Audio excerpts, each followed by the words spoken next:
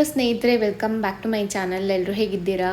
So ಇವತ್ತು ಒಂದು ಪುಟ್ಟ ಬ್ಲಾಗನ್ನು ನಿಮ್ಮ ಜೊತೆ ಹಂಚ್ಕೊಳ್ತಾ ಇದ್ದೀನಿ. ಇವತ್ತು ನಾನು ನನ್ನ ಫ್ರಿಡ್ಜ್ ಡೀಪ್ ಕ್ಲೀನ್ ಮಾಡ್ತಾ ಇದ್ದೀನಿ. ಇನ್ನೇನು ಹಬ್ಬಗಳ ಸಾಲು ಶುರು ಆಯಿತು, ಹಾಗಾಗಿ ಒಂದೊಂದೇ ಕ್ಲೀನಿಂಗ್ ಕೆಲಸ ಶುರು ಮಾಡ್ಕೋಬೇಕು ಅಂತ. ಹಾಗೆ ಇವತ್ತಿನ ಬ್ಲಾಗ್ ಶುರು ಮಾಡೋಣ. ಅದಕ್ಕಿಂತ ಮುಂಚೆ ಚಾನಲ್ಗೆ ಹೊಸಬರಾದರೆ ದಯವಿಟ್ಟು ಸಬ್ಸ್ಕ್ರೈಬ್ ಮಾಡ್ಕೊಳ್ಳಿ. ಈ ವರ್ಷದ ಅಂತ್ಯದೊಳಗಾದರೂ ನಾನು 50,000 ಸಬ್ಸ್ಕ್ರೈಬರ್ಸನ್ನು ರೀಚ್ ಆಗಬೇಕು ಅಂತ ಅಂದ್ಕೊಂಡಿದ್ದೀನಿ. ತಮ್ಮೆಲ್ಲರ ಸಹಕಾರ ಇದ್ದರೆ ಖಂಡಿತ ಆಗುತ್ತೆ. ದಯವಿಟ್ಟು ಸಬ್ಸ್ಕ್ರೈಬ್ ಮಾಡ್ಕೊಳ್ಳಿ. ಆದಷ್ಟು ಒಳ್ಳೆಯ ವೀಡಿಯೋಗಳನ್ನು ನನ್ನ ಹತ್ರ ಸಾಧ್ಯ ಆದಷ್ಟು ನಾನು ಪ್ರಯತ್ನ ಮಾಡ್ತೀನಿ. ಸೊ ಇವತ್ತು ನಾನು ಫ್ರಿಡ್ಜ್ ಕ್ಲೀನ್ ಮಾಡ್ತಾಯಿದ್ದೀನಿ. ಸಾಕಷ್ಟು ಜನರಿಗೆ ಮೋಟಿವೇಶನ್ ಸಿಗ್ಬೋದು, ಅವರು ಕೂಡ ಇವತ್ತು ಫ್ರಿಡ್ಜ್ ಕ್ಲೀನ್ ಮಾಡ್ಬೋದು ಅಥವಾ ಆಲ್ರೆಡಿ ಕ್ಲೀನ್ ಮಾಡಿ ಇಟ್ಟಿರ್ಬೋದು. ನಾನು ಮಾಡಿರೋ ಕೆಲಸನ ಇವತ್ತು ನಿಮ್ಮ ಜೊತೆ ಹಂಚ್ಕೊಳ್ತೀನಿ. ಸೊ ಇಲ್ಲಿ ನಾನು ಒಂದಷ್ಟು ಬಾಕ್ಸ್ ಫ್ರಿಡ್ಜ್ ಒಳಗಡೆ ಸ್ಟೋರ್ ಮಾಡಿ ಇಡೋದಕ್ಕೆ ನಾನು ಅಮೆಝಾನಲ್ಲಿ ಆರ್ಡರ್ ಹಾಕಿದ್ದೆ. ಅದೆಲ್ಲವನ್ನು ಕೂಡ ನಿಮಗೆ ತೋರಿಸ್ತಾ ಇದ್ದೀನಿ. ಸೊ ಇದರ ಲಿಂಕನ್ನೆಲ್ಲ ನಾನು ಡಿಸ್ಕ್ರಿಪ್ಷನ್ ಬಾಕ್ಸಲ್ಲಿ ಕೊಟ್ಟಿರ್ತೀನಿ. ಈ ಥರ ಬಾಕ್ಸ್ ಯಾಕೆ ತೊಗೊಂಡಿದ್ದೀನಿ ಅಂದರೆ ತರಕಾರಿ ಎಲ್ಲನೂ ಸರಿಯಾಗಿ ಹಾಕಿ ಇಡೋದಕ್ಕಾಗತ್ತೆ. ಮತ್ತು ಇದೇನು ಅಂದರೆ ಇದು ಹಸಿಮೆಣಸು, ಕೊತ್ತಂಬರಿ ಸೊಪ್ಪು ಮತ್ತು ಕರಿಬೇವು ಒಂದರಲ್ಲೇ ಇಟ್ಕೋಬೋದು. ಈಸಿ ಆಗುತ್ತೆ ತೆಕ್ಕೊಂಡು ಬರೋದಕ್ಕೆ. ಇಲ್ಲಾಂದರೆ ಒಂದೊಂದು ಸಲ ತೆಕ್ಕೊಂಡು ಬರೋದಕ್ಕೆ ಆಗಲ್ಲ, ಹಾಕೋದೇ ಇಲ್ಲ.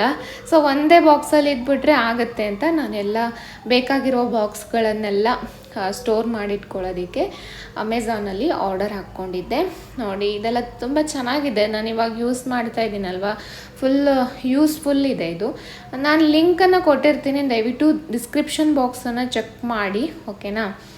ನಾನು ಎಲ್ಲ ತೆಗೆದ್ಬಿಟ್ಟು ಅಷ್ಟು ವಾಶ್ ಮಾಡ್ಕೊಳ್ತಾ ಇದ್ದೀನಿ. ಯಾವುದೇ ಒಂದು ಹೊಸ ವಸ್ತು, ಅದರಲ್ಲೂ ಪ್ಲಾಸ್ಟಿಕ್ ಐಟಮ್ಗಳನ್ನೆಲ್ಲ ಒಂದು ಸಲ ಚೆನ್ನಾಗಿ ವಾಶ್ ಮಾಡಿ ಒರೆಸ್ಕೋಬೇಕು. ಸಾಮಾನ್ಯವಾಗಿ ಬರೆದಿರ್ತಾರೆ ಒಂದು ಸಲ ವಾಶ್ ಮಾಡಿ ಯೂಸ್ ಮಾಡಿ ಅಂತ. ಸೊ ಹಾಗಾಗಿ ಎಲ್ಲ ಬಾಕ್ಸ್ಗಳನ್ನು ನಾನು ವಾಶ್ ಮಾಡ್ಕೊಳ್ತಾ ಇದ್ದೀನಿ. ಸೊ ಒಂದೇ ದಿನಕ್ಕೆ ಆಗೋ ಕೆಲಸ ಇಲ್ಲ ಅದು. ನಾನು ಒಂದೊಂದು ದಿನ ಫ್ರೀ ಇದ್ದಾಗ ಮಾಡ್ಕೊಂಡಿದ್ದು ಅಷ್ಟೇ. ಮೇಯ್ನಾಗಿ ಅನಗ ನಿದ್ದೆ ಮಾಡಿದಾಗ ನಾನು ಬೇರೆ ಕೆಲಸಗಳನ್ನು ಮಾಡ್ಕೊಳ್ಳೋದು. ಬೇಸಿಕ್ ಕೆಲಸ ಮುಗಿಸ್ಕೊಂಡು ಒಂದು ಎಕ್ಸ್ಟ್ರಾ ಕೆಲಸ ಮಾಡೋದಕ್ಕೆ ಸಾಕಷ್ಟು ಅಂದರೆ ಸಮಯ ನಾವು ಹುಡುಕಬೇಕಾಗತ್ತೆ, ಆ ಥರ ಆಗುತ್ತೆ. ಸೊ ಅದಾದಮೇಲೆ ಒಂದು ಕ್ವಿಕ್ ರೆಸಿಪಿ ಕೂಡ ಶೇರ್ ಮಾಡ್ತೀನಿ. ನಾನು ಇವತ್ತು ಪಾಪ್ಕಾರ್ನ್ ಮಾಡ್ತಾಯಿದ್ದೀನಿ ಮನೆಯಲ್ಲೇ. ಇದು ಜೋಳ ನಮಗೆ ಮಾರ್ಕೆಟಲ್ಲಿರ್ಬೋದು, ಆನ್ಲೈನ್ ಬಿಗ್ ಬಾಸ್ಕೆಟಲ್ಲೆಲ್ಲ ಸಿಗುತ್ತೆ. ಸೊ ನಾನು ಇನ್ಸ್ಟೆಂಟ್ ನಮಗೆ ಪ್ಯಾಕೆಟ್ಗಳೇ ಸಿಗುತ್ತೆ, ಆಯಿಲೆಲ್ಲ ಇರೋದು ನೋಡಿ, ಅದು ಸಿಗುತ್ತೆ, ಅದರೆಲ್ಲ ಮಾಡ್ಬೋದು. ಬಟ್ ಏನು ಗೊತ್ತಾ, ಅದರಲ್ಲಿ ಸಾಕಷ್ಟು ಏನು ಆಯಿಲ್ ಇರ್ಬೋದು, ಮಸಾಲೆ ಪದಾರ್ಥ ಇರ್ಬೋದು, ಯಾವ ಆಯಿಲ್ ಯೂಸ್ ಮಾಡಿರ್ತಾರೆ ಎಲ್ಲನೂ ನಮ್ಗೆ ಗೊತ್ತಿರೋದಿಲ್ಲ. ಸಾಕಷ್ಟು ಫ್ಯಾಟ್ ಹೊಟ್ಟೆಗೆ ಹೋಗುತ್ತೆ. ಸೊ ಹಾಗಾಗಿ ನಾವು ಮನೆಯಲ್ಲೇ ಕಾರ್ನ್ ತಂದು ಮಾಡಿದ್ರೆ ತುಂಬ ಒಳ್ಳೆಯದು. ಸೊ ಹಾಗಾಗಿ ನಾನು ಒಂದು ಅರ್ಧ ಕಪ್ ಆಗುವಷ್ಟು ಜೋಳದ ಬೀಜ ಹಾಕಿದ್ದೀನಿ. ಆನಂತರ ಸ್ವಲ್ಪ ಎಣ್ಣೆ ಹಾಕ್ಕೊಂಡಿದ್ದೀನಿ. ಹಾಗೆ ಸ್ವಲ್ಪ ಅರಿಶಿಣ, ಖಾರದ ಪುಡಿ, ಒಂಚೂರು ಚಾಟ್ ಮಸಾಲ ಅಷ್ಟು ಹಾಕಿ ಹುರ್ಕೊಳ್ತಾ ಇದ್ದೀನಿ. ಸೊ ಅದು ಹುರ್ಕೊಳ್ತಾ ಏನಾಗುತ್ತೆ ಅಂದರೆ ಆ ಥರ ಓಪನ್ ಆಗೋದಕ್ಕೆ ಶುರು ಆಗುತ್ತೆ. ಸೊ ಒಂದು ಸ್ವಲ್ಪ ಹೊತ್ತು ಮುಚ್ಚಿಟ್ಬಿಟ್ರೆ ಇದು ಎಲ್ಲ ಅರಳ್ಕೊಂಡು ಪಾಪ್ಕಾರ್ನ್ ಆಗುತ್ತೆ. ನೋಡಿ ಎಷ್ಟು ಚೆನ್ನಾಗಾಯಿತು ಅಂತ. ಸೊ ಇದನ್ನು ನಾವು ಡಯೆಟಲ್ಲಿ ತಿನ್ಬೋದು. ಏನಾದರೂ ತಿನ್ನಬೇಕು ಅಂತ ಅನಿಸುತ್ತಾ ಮಧ್ಯಾಹ್ನ ಮೇಲೆ ಟೀ ಕುಡಿಯೋ ಟೈಮಿಗೆ, ಅಂದರೆ ನಾನು ಟೀ ಕುಡಿಯೋಲ್ಲ, ಬಟ್ ಆ ಟೈಮಿಗೆ ಏನಾದರೂ ತಿನ್ನಬೇಕು ಅಂತ ಅನಿಸ್ತಾ ಇರುತ್ತೆ. ಈ ಥರ ಹೆಲ್ದಿ ಸ್ನ್ಯಾಕ್ಸ್ ಮಾಡಿಕೊಂಡು ತಿನ್ಬೋದು. ಆರಾಮಾಗಿ ತಿನ್ನಿ, ಏನು ತೊಂದರೆ ಇಲ್ಲ, ಮಕ್ಕಳಿಗೂ ಕೊಡ್ಬೋದು. ಸೊ ನಾನು ಈ ಥರ ಮಾಡಿಕೊಂಡು ತಿಂತೀನಿ. ಜೋಳ ಅಂದರೆ ಒಳ್ಳೆಯದೇ, ಏನಾಗಲ್ಲ. ಸೊ ಒಂದು ಕ್ವಿಕ್ ರೆಸಿಪಿನ ಶೇರ್ ಮಾಡಿದ್ದಾಯಿತು. ಅದಾದಮೇಲೆ ಇವಾಗ ಮೇನ್ ಕೆಲಸ ನನ್ನ ಫ್ರಿಡ್ಜ್ ಕ್ಲೀನ್ ಮಾಡೋದು. ನಾನು ಕ್ಲೀನ್ ಮಾಡ್ತೀನಿ, ಜಸ್ಟ್ ಬಟ್ಟೆಯಲ್ಲಿ ಒರೆಸ್ಕೊಂಡು ಎಲ್ಲ ತೆಗೆದಿಟ್ಕೊಂಡು ಒರೆಸ್ಕೊಂಡು ಆನಂತರ ಮತ್ತೆ ಜೋಡಿಸಿ ಇಡ್ತಾಯಿದ್ದೆ. ಬಟ್ ಡೀಪ್ ಕ್ಲೀನ್ ಅಂತ ಮಾಡೋಕ್ಕೆ ಆಗಿರಲಿಲ್ಲ. ಸೊ ಡೀಪ್ ಕ್ಲೀನ್ ಅಂತ ಮಾಡೋದಕ್ಕೆ ಅಟ್ಲೀಸ್ಟ್ ಒಂದು ಅರ್ಧ ಗಂಟೆ ಅಲ್ಲ, ಒಂದು 3/4 ಗಂಟೆನೇ ಬೇಕಾಗತ್ತೆ. ಎಲ್ಲ ತೆಗೆದು ವಾಶ್ ಮಾಡಿ ಅದ್ರ ಒರೆಸಿ ಎಲ್ಲ ಮಾಡೋದಕ್ಕೆ ತುಂಬ ಟೈಮ್ ಬೇಕು. ಅನಗ ನಿದ್ದೆ ಮಾಡಿದಾಗ ಬೇರೆ ಬೇಸಿಕ್ ಕೆಲಸಗಳೇ ನನಗೆ ಜಾಸ್ತಿ ಇರುತ್ತೆ. ಅದನ್ನು ಮುಗಿಸ್ಕೊಂಡು ಎಕ್ಸ್ಟ್ರಾ ಕೆಲಸಕ್ಕೆ ಕೈ ಹಾಕೋಕ್ಕೆ ಆಗ್ತಾ ಇರಲಿಲ್ಲ. ಸೊ ಇವತ್ತು ಕೂಡ ಅನಗ ಎದ್ಬಿಟ್ಟಿದ್ದಾಳೆ ಮಧ್ಯಾಹ್ನ ಮೇಲೆ ನಿದ್ದೆ ಮಾಡಿ. ಆದರೂ ದಿನ ಮುಂದೆ ಹಾಕೋದು ಬೇಡ, ಇನ್ನೇನು ಹಬ್ಬ ಕೂಡ ಎಲ್ಲ ಶುರು ಆಗುತ್ತೆ, ಒಂದೊಂದೇ ಕ್ಲೀನ್ ಮಾಡ್ಕೊಳ್ಳೋಣ ಅಂತ ಶುರು ಮಾಡಿರೋದು. ಸೊ ಇವನ್ನೆಲ್ಲ ತೆಗಿಯೋದಕ್ಕೆ ನಂಗೆ ಸಾಕಷ್ಟು ಸಮಯ ಬೇಕಾಯಿತು. ಮೇಯ್ನಾಗಿ ತರಕಾರಿ ಇಡೋ ಟ್ರೇ ಇರುತ್ತೆ ನೋಡಿ, ಅದನ್ನು ತೆಗಿಯೋದಕ್ಕೆ ನಂಗೆ ತುಂಬ ಟೈಮ್ ಬೇಕಾಯಿತು. ಸೊ ಎಲ್ಲ ತೆಕ್ಕೊಳ್ತಾ ಇದ್ದೀನಿ. ಫಸ್ಟು ಎಲ್ಲ ತೆಗೆದು ಆನಂತರ ಎಲ್ಲ ಒರೆಸಿ ಕ್ಲೀನ್ ಮಾಡ್ಕೋಬೇಕು. ನಾವು ಫ್ರಿಡ್ಜ್ ಕ್ಲೀನ್ ಮಾಡಲೇಬೇಕು, ಯಾಕಂದರೆ ನಾವು ಸಾಕಷ್ಟು ಐಟಮನ್ನು ತುಂಬಿ ಇಡ್ತೀವಿ. ಮಕ್ಕಳೆಲ್ಲ ಇದ್ದಾಗ ಅವ್ರಿಗೆ ಇನ್ಫೆಕ್ಷನ್ ಆಗ್ಬೋದು. ಅಥವಾ ಅಂದರೆ ತರಕಾರಿಗಳನ್ನೆಲ್ಲ ತೊಳೆದು ಇಟ್ಟರೆ ಓಕೆ, ತೊಳೆಯದೇ ಹಾಗೆ ಮಾರ್ಕೆಟಿಂದ ತಂದು ಇಟ್ಟಾಗ ಅದರಿಂದನೂ ಕೂಡ ಏನಾದರೂ ಆಗೋ ಚಾನ್ಸ್ ಇರುತ್ತೆ. ಸೊ ಆದಷ್ಟು ನಾನು ಇವಾಗಂತೂ ವಾಶ್ ಮಾಡಿ ಅಂದರೆ ಒರೆಸಿ, ಬಟ್ಟೆಯಲ್ಲಿ ಒರೆಸಿ ಇಡ್ತೀನಿ. ಆದರೂ ನಾವು ಈಗ ಸೊಪ್ಪುಗಳನ್ನೆಲ್ಲ ತಂದಾಗ ಅದನ್ನು ವಾಶ್ ಮಾಡಿ ಎಲ್ಲ ಇಟ್ಟರೆ ಕೊಳ್ತೋಗುತ್ತೆ. ಹಾಗಾಗಿ ಕೊತ್ತಂಬರಿ ಸೊಪ್ಪು ಇರ್ಬೋದು ಅಥವಾ ಬೇರೆ ಏನಾದರೂ ಸೊಪ್ಪು ತಂದಾಗ ಅದನ್ನು ವಾಶ್ ಮಾಡಿ ಇಡೋದಿಲ್ಲ. ನಾನು ಜಸ್ಟ್ ಬಾಕ್ಸಲ್ಲಿ ಎಲ್ಲ ಅಂದರೆ ಕಟ್ ಮಾಡಿ ಚೆನ್ನಾಗಿ ಮಾಡಿಬಿಟ್ಟು ಒಂದು ಬಾಕ್ಸಲ್ಲಿ ಹಾಕಿಡ್ತೀನಿ. ಸೊ ಅದೆಲ್ಲ ನನಗೆ ತಲೆ ಬಿಸಿ ಆಗುತ್ತೆ. ಹಾಗೆ ವಾಶ್ ಮಾಡದೆ ಇಟ್ಟಿರ್ತೀವಲ್ಲ, ಹಾಲೆಲ್ಲ ಇಡ್ತೀನಿ, ಮತ್ತು ಏನಾದರೂ ಆದರೆ ಆ ಥರ ಯೋಚನೆ ಬರುತ್ತೆ ನನಗೆ. ಸೊ ಆದರೂ ಫ್ರಿಜ್ ಅಲ್ವಾ, ಅದರಲ್ಲಿ ಏನೂ ಆಗಲ್ಲ, ಸಾಮಾನ್ಯವಾಗಿ ಏನೂ ಆಗಲ್ಲ. ಸೊ ಹಾಗಾಗಿ ಎಲ್ಲ ತೆಗೆದ್ಬಿಟ್ಟು ಕ್ಲೀನ್ ಮಾಡಿ ಒಂದು ಸ್ಮೂತ್ ಸ್ಕ್ರಬ್ಬರಲ್ಲಿ ವಾಶ್ ಮಾಡ್ಕೊಳ್ತಾ ಇದ್ದೀನಿ. ಇಷ್ಟು ಕ್ಲೀನ್ ಮಾಡೋ ಅಷ್ಟೊತ್ತಿಗೆ ತುಂಬಾ ಟೈಮ್ ಹಿಡೀತು ನನಗೆ. ಸೊ ಅನಗಂಗೂ ಕೂಡ ಏನಾದರೂ ಆ್ಯಕ್ಟಿವಿಟೀಸ್ ಅವಳಿಗೆ ಕೊಟ್ಟು ಅಥವಾ ಏನಾದರೂ ಮಾತಾಡಿಕೊಂಡು ನಾನು ಈ ಕೆಲಸನೆಲ್ಲ ಮಾಡ್ಕೊಳ್ತಾ ಇದ್ದೀನಿ. ಸೊ ಆದಷ್ಟು ಮಕ್ಕಳಿಗೆ ಈ ಟೈಮ್ನಲ್ಲಿ ನಮ್ಗೆ ಸಾಕಷ್ಟು ಆಟಿಕೆಗಳು ಸಿಗುತ್ತೆ ಅವರಿಗೆ ಆ್ಯಕ್ಟಿವಿಟೀಸ್ ಮಾಡುವಂಥದ್ದು. ನಾನು ಹಿಂದಿನ ವ್ಲಾಗಲ್ಲೂ ಯಾವಾಗಲೂ ತೋರಿಸಿದ್ದೆ ನಮ್ಗೆ ಇದನ್ನು ಬಂದಿರೋದನ್ನೆಲ್ಲ ಎಲ್ಲ ತೆಗೆದುಬಿಟ್ಟು ಹಾಕಿ ಹೋಗಿರ್ತೀನಿ ನಾನು. ಎಲ್ಲ ಜೋಡಿಸು ಅಂತ ಹೇಳಿದ್ರೆ ಅವಳಿಗೆ ಸ್ವಲ್ಪ ಅದರಲ್ಲೇ ಮುಳುಗಿರ್ತಾಳೆ, ಸಾಕಷ್ಟು ಸಮಯ ತಗೊಳ್ತಾಳೆ. ಆವಾಗ ನಮ್ಮ ಕೆಲಸ ಮಾಡ್ಕೋಬೋದು. ಆದರೆ ಇವಾಗ ಹೇಗಾಗಿದೆ ಅಂದರೆ ಮಕ್ಕಳಿಗೆ 1 ಸಲ 2 ಸಲ ಹೇಳ್ಕೊಟ್ರೆ ಸಾಕು, ಒಂದು ನೋಡಿಕೊಂಡೇ ಅವರು ಎಲ್ಲ ಸ್ಟಿಕ್ ಮಾಡಿಬಿಡ್ತಾರೆ. ಸೊ ಅನಗನೂ ಹಾಗೆ ಪಟ ಪಟ ಪಟ ಅಂತ ಸ್ಟಿಕ್ ಎಲ್ಲ ಅದ್ರದ್ರ ಜಾಗದಲ್ಲಿ ಹಾಕ್ತಾ ಇದ್ದಾಳೆ, ಬೇಗ ಹಾಕ್ತಾ ಇದ್ದಾಳೆ. ನನಗೆ ಒಂದೊಂದು ಸಲ ಕನ್ಫ್ಯೂಸ್ ಆಗುತ್ತೆ, ಬಟ್ ಅವಳಿಗೆ ಇವಾಗ ರೂಢಿಯಾಗಿದೆ. ಸೊ ಹಾಗಾಗಿ ಮಕ್ಕಳಿಗೆ ನಾವು ಕಲಿಸಿದಷ್ಟು ಕಡಿಮೆನೇ, ನಮಗೆ ಗೊತ್ತಿರಲ್ಲ ಕೆಲವೊಂದು ಸಲ. ಸೊ ಬೇಗ ಅದನ್ನೆಲ್ಲ ಹೇಳ್ಕೊಟ್ಟಿದ್ದನ್ನು ಅರ್ಥ ಮಾಡಿಕೊಂಡು ಪಟ ಅಂತ ಕಲ್ತ್ಬಿಡ್ತವೆ. ಸೊ ನನಗೂ ಇನ್ನೂ ಸಾಕಷ್ಟು ಮಗಳಿಗೆ ಹೇಳ್ಕೊಡ್ಬೇಕು. ಮೇನಾಗಿ ಶ್ಲೋಕಗಳನ್ನೆಲ್ಲ ಕರೆಕ್ಟಾಗಿ ಹೇಳ್ಕೊಡ್ಬೇಕು. ಸೊ ಒಂದೊಂದು ಕಲಿತಾ ಇದ್ದಾಳೆ ಇವಾಗ. ನಿಮ್ಮ ಕೆಲಸ ಮಾಡುವಾಗ ಹೇಗೆ ಮೇಂಟೈನ್ ಮಾಡ್ತೀರಾ ಅಂತ ಕಮೆಂಟ್ಗಳು ಬರುತ್ತೆ. ಈ ಥರ ನಾನು ಅವಳಿಗೆ ಏನಾದರೂ ಆ್ಯಕ್ಟಿವಿಟೀಸ್ ಕೊಟ್ಟು ಮಾಡ್ಕೊಳ್ತಾ ಇರ್ತೀನಿ ಅಷ್ಟೇ ಕೆಲಸನ. ಎಲ್ಲ ಸಲ ಆಟ ಆಡೋದಿಲ್ಲ ಸ್ನೇಹಿತರೆ. ಸೊ ಕೆಲವೊಂದು ಸಲ ತುಂಬಾ ಹಠ ಮಾಡ್ತಾಳೆ, ಅವಳಿಗೆ ಬೋರ್ ಆಗಿಬಿಟ್ಟಿರುತ್ತೆ. ಒಂದು ಆಟಿಕೆ ತಂದು ಕೊಟ್ಟರೆ 2-3 ದಿನ ಅಷ್ಟೇ, ಆನಂತರ ಅದು ಬೋರ್ ಆಗೇ ಬಿಡುತ್ತೆ ಮಕ್ಕಳಿಗೆ. ನನ್ನ ಮಗಳೇ ಎಲ್ಲರೂ ಗೊತ್ತಿಲ್ಲ. ಮನೆಗೆ ತಂದು 1-2 ದಿನ ಅಷ್ಟೇ, ಆಮೇಲೆ ಅದು ಬೋರೇ ಆಗಿಬಿಡುತ್ತೆ. ಸೊ ಏನು ಮಾಡೋಕ್ಕಾಗಲ್ಲ.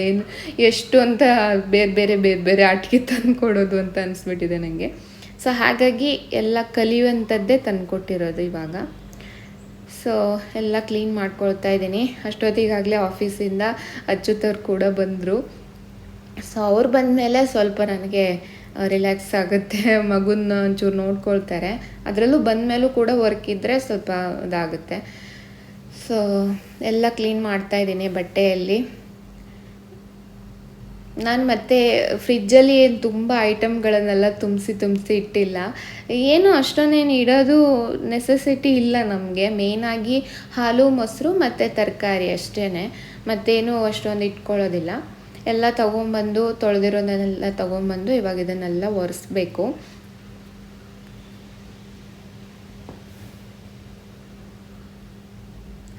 ಹಾಗೆ ನನಗೆ ಅಲ್ಲಿ ಬಂದು ಇದನ್ನೆಲ್ಲ ತೆಗಿತಾ ಇದ್ಲು. ಸೊ ಹೇಳ್ತಾ ಇದ್ದೆ ಅದನ್ನೆಲ್ಲ ತೆಗಿಬೇಡ, ಒಡೆದೋಗುತ್ತೆ ಅಂತ. ಕೆಲವೊಂದು ಸಲ ಕೂಗಿ ಗಂಟ್ಲೆಲ್ಲ ನೋವು ಬಂದುಬಿಟ್ಟಿರುತ್ತೆ ನನಗೆ, ಅದನ್ನು ಮುಟ್ಬೇಡ ಇದನ್ನು ಮುಟ್ಬೇಡ ಅಂತ. ಈ ಒಂದು ಸ್ಟೇಜಲ್ಲಿ ಮಕ್ಕಳಿಗೆ ಎಷ್ಟು ಹೇಳಿದ್ರೂ ಅರ್ಥ ಆಗಲ್ಲ, ನಮಗೆ ಸುಸ್ತಾಗತ್ತೆ ಅಷ್ಟೇ. ಇವಾಗ ಎಷ್ಟು ನಂಬಿಸೋದು ಅಂತ ಹೇಳ್ತೀವಿ ನೋಡಿ, ಆಮೇಲೆ ಅದನ್ನು ಕೊಡ್ತೀನಿ ಇದನ್ನು ಕೊಡ್ತೀನಿ, ಏನು ಹೇಳಿದ್ರೂ ಗೊತ್ತಾಗಲ್ಲ. ಆ ಕ್ಷಣಕ್ಕೆ ಅವ್ರು ಏನು ಮಾಡಬೇಕು ಅದನ್ನೇ ಮಾಡ್ತವೆ. ಸೊ ಏನು ಮಾಡೋದು, ಅಷ್ಟು ಎಲ್ಲ ಕ್ಲೀನ್ ಮಾಡಿಕೊಂಡು ಎಲ್ಲ ಜೋಡಿಸ್ತಾ ಇದ್ದೀನಿ. ಇದನ್ನೆಲ್ಲ ಜೋಡಿಸೋದಕ್ಕೂ ಸುಮಾರು ಟೈಮ್ ಹಿಡಿತು ನನಗೆ. ಸೊ ಒಟ್ಟಿನಲ್ಲಿ ಡೀಪ್ ಕ್ಲೀನ್ ಆಯ್ತು ಇವತ್ತು. ಒಂದ್ಸಲ ಡೀಪ್ ಕ್ಲೀನ್ ಆದಮೇಲೆ ಒಂದು ಖುಷಿ ಆಗುತ್ತೆ. ದೇವ್ರೇ, ಖುಷಿ ನನಗೆ. ಎಲ್ಲ ಹಾಕ್ತಾಯಿದ್ದೀನಿ. ಕೆಲವೊಂದು ನನಗೆ ಹಾಕೋಕ್ಕೆ ಆಗ್ತಿರ್ಲಿಲ್ಲ, ಅಂದರೆ ಗೋಡೆ ಹತ್ತಿರ ಇಟ್ಕೊಂಡಿದ್ವಲ್ಲ ಫ್ರಿಜ್ಜು, ಸ್ವಲ್ಪ ಈ ಕಡೆ ಸರಿಸ್ಕೊಂಡು ನಂತರ ಜೋಡಿಸೋ ಥರ ಆಯಿತು. ಕೆಲವೊಂದನ್ನು ಜೋಡ್ಸೋಕ್ಕಾಗದೆ ಇವ್ರನ್ನೂ ಕೂಡ ಕರೆದೆ, ಜೋಡ್ಸೋಕ್ಕಾಗ್ತಿಲ್ಲ ಹಾಕ್ಕೊಡಿ ಅಂತ. ಸೊ ಒಟ್ಟಿನಲ್ಲಿ ಹಬ್ಬಕ್ಕೆ ಡೀಪ್ ಕ್ಲೀನಿಂಗ್ ಎಲ್ಲ ಮಾಡಿದ್ದಾಯಿತು ನೋಡಿ. ಫ್ರಿಡ್ಜ್ ಮಾತ್ರ ಕ್ಲೀನ್ ಆಯಿತು.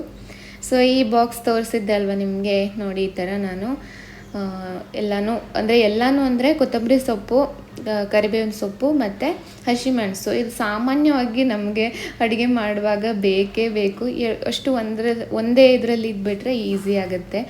ಸೊ ಕೆಲವೊಂದು ಸಲ ಕರಿಬೇವಿನ ಸೊಪ್ಪು ತೆಕ್ಕೊಂಬರೋದಕ್ಕೆ ನಾನು ಹೋಗೋದೇ ಇಲ್ಲ, ಅದಕ್ಕೆ ಹಾಕೋದೇ ಇಲ್ಲ, ಒಂದೊಂದು ಸಲ ಹಾಗೆಲ್ಲ ಆಗುತ್ತೆ. ಸೊ ಅದಕ್ಕಿಂತ ಈ ಥರ ಇಟ್ಕೊಂಡ್ರೆ ನನಗೆ ಈಸಿ ಆಗುತ್ತೆ.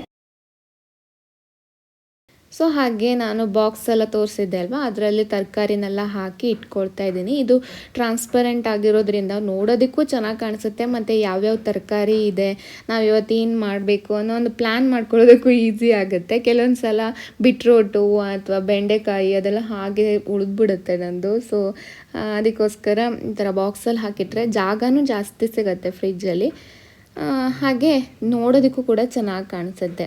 ಮೇಯ್ನಾಗಿ ತರಕಾರಿ, ಹಾಗೆ ಏನು ಅಂದರೆ ಕೆಲವೊಂದು ಐಟಮ್ ಹಾಲು, ಮೊಸರು ಆ ಥರದ್ದು ಅಷ್ಟು ನಾನು ಫ್ರಿಜ್ಜಲ್ಲಿ ಇಡೋದು. ಸೊ ಮೇಲ್ಗಡೆ ಡ್ರೈ ಫ್ರೂಟ್ಸ್ ಇಡ್ತಾಯಿದ್ದೀನಿ. ಹಾಗೆ ಮೇನ್ ಐಟಮ್ ನಂದೇನು ಅಂದರೆ ಇಲ್ಲಿ ಕೆಲವೊಂದು ಮಸಾಲೆ ಐಟಮ್ಗಳು ಅಷ್ಟೇ. ನನ್ನ ಫ್ರಿಜ್ ನೋಡಿದ್ರೆ ಎಷ್ಟು ಖಾಲಿ ಇದೆ ಅಂತ ಅನಿಸ್ಬೋದು. ಐಸ್ ಕ್ರೀಮ್ ಇರ್ಬೋದು, ಆ ಥರದ್ದೆಲ್ಲ ಏನೂ ಕೂಡ ಸ್ಟೋರ್ ಮಾಡಲ್ಲ. ಈಗಿಟ್ಟಿರೋದು ಇದು ಮೊಸರಕ್ಕೆ ನಾನು ಬೆಣ್ಣೆ ಮಾಡ್ಕೊಳ್ತೀನಲ್ಲ, ಅದಕ್ಕೋಸ್ಕರ ಫ್ರೀಝರಲ್ಲಿ ಸ್ಟೋರ್ ಮಾಡಿ ಇಟ್ಕೊಳ್ತೀನಿ. ಮೇಲ್ಗಡೆ ಕಾಯಿ ತುರಿ ಒಂದು ಇಟ್ಕೊಂಡಿದ್ದೀನಿ, ಹಾಗೆ ಮೊಸರು, ಹಾಗೆ ಕೆಳಗಡೆ ತೆಂಗಿನ ಎಣ್ಣೆ ಮತ್ತು ತುಪ್ಪ, ಹಾಗೆ ದೇವ್ರಿಗೆ ಹಾಕೋದಕ್ಕೆ ಹೂವು ಬೇಕಲ್ಲ, ಪಕ್ಕದಲ್ಲಿ ಬಾಕ್ಸಲ್ಲಿ ಹೂವು ಹಾಕಿಟ್ಟಿದ್ದೀನಿ. ಹಾಗೆ ದೋಸೆ ಹಿಟ್ಟು ಪಕ್ಕದಲ್ಲಿರೋದು, ಹಾಗೆ ಕೆಳಗಡೆ ಎಲ್ಲ ತರಕಾರಿ ಅಷ್ಟೇ. ಈ ಕಡೆ ಅಂತೂ ಖಾಲಿ ಇದೆ, ಸಾಸು ಮತ್ತು ವೆನಿಗರ್ ಅಷ್ಟೇ ಇರೋದು. ಸೊ ಇಷ್ಟು ಖಾಲಿ ಫ್ರಿಜ್ಜು ನಂದು. ಸೊ ಎಲ್ಲ ಇಲ್ಲಿ ನೋಡಿ ಡ್ರೈ ಫ್ರೂಟ್ಸು ಮತ್ತು ಮೊಸರಿನ ಕೆನೆ, ಹಾಗೆ ಮಸಾಲೆ ಐಟಮ್ ಅಷ್ಟೇ ಇರೋದು. ಸೊ ಹೀಗೆ ನಾನು ಫ್ರಿಡ್ಜ್ ಸ್ಟೋರ್ ಅಂದರೆ ಕ್ಲೀನ್ ಮಾಡಿ ಆರ್ಗನೈಸ್ ಮಾಡಿ ಇಟ್ಕೊಂಡೆ. ಅದಾದಮೇಲೆ ನಾನು ಕುಚ್ಚಲಕ್ಕಿ ಅನ್ನ ಮಾಡೋಕ್ಕೆ ಗೊತ್ತಾಗಿಲ್ಲ ಅಂತ ಹೇಳಿದಾಗ ನಿನ್ನೆ ಸಾಕಷ್ಟು ಜನ ಕಮೆಂಟ್ ಮಾಡಿದ್ರಿ ಅಲ್ವಾ, ಹೇಗೆ ಮಾಡೋದು, ನೆನೆಸಿಟ್ಟು ಮಾಡಿ ಈಗೆಲ್ಲ ನೀವು ಹೇಳಿದ್ರಿ. ಸೊ ಸಾಕಷ್ಟು ಜನ ಹೇಳಿದ್ಮೇಲೆ ನನಗೂ ಕೂಡ ಗೊತ್ತಾಯಿತು ಹೇಗೆ ಮಾಡೋದು ಅಂತ. ನಾನು ಇವತ್ತು ಚೆನ್ನಾಗಾಗಿದೆ ಅನ್ನ, ನೆನೆಸಿಟ್ಟು ಕುಕ್ಕರಲ್ಲಿ ಮಾಡಿಕೊಂಡೆ. ಸೊ ಥ್ಯಾಂಕ್ ಯು ಸ್ನೇಹಿತರೆ, ಯಾರೆಲ್ಲ ಕಮೆಂಟ್ ಮಾಡಿದ್ರಿ, ಯಾರೆಲ್ಲ ನನಗೆ ಹೇಳಿದ್ರಿ. So thank you. ಹಾಗೆ ಸಾಂಬಾರು ಮಾಡಿದ್ದೀನಿ. ಇಷ್ಟು ಹೇಳ್ತಾ ಇವತ್ತಿನ ವೀಡಿಯೋನ ಮುಗಿಸ್ತಾ ಇದ್ದೀನಿ. ಇಷ್ಟ ಆದರೆ ಲೈಕ್ ಮಾಡಿ, ಸಬ್ಸ್ಕ್ರೈಬ್ ಮಾಡಿಲ್ಲ ಅಂದರೆ ಪ್ಲೀಸ್ ಸಬ್ಸ್ಕ್ರೈಬ್ ಮಾಡ್ಕೊಳ್ಳಿ. ಸಿಗೋಣ ಮುಂದಿನ ವೀಡಿಯೋದಲ್ಲಿ. ಅಲ್ಲಿವರೆಗೂ ಖುಷಿಯಾಗಿರಿ.